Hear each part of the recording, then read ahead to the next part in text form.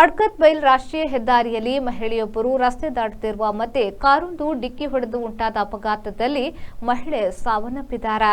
ಅಡ್ಕತ್ ಬೈಲ್ ಕಲ್ಲವಳಪೇಲ್ ನಿವಾಸಿ ಯೂಸುಫ್ ಎಂಬುವರ ಧರ್ಮಪತ್ನಿ ನಸಿಯಾ ಸಾವನ್ನಪ್ಪಿದ ದುರ್ದೈವ.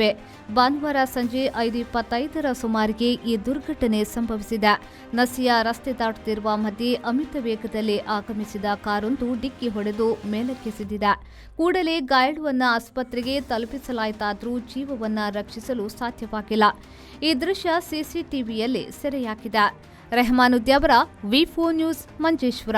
Every action has a multiple reactions in an industry. Safety is what comes first, and that is what we provide. Induscare Equipments, manufacturers and suppliers of industrial safety equipments.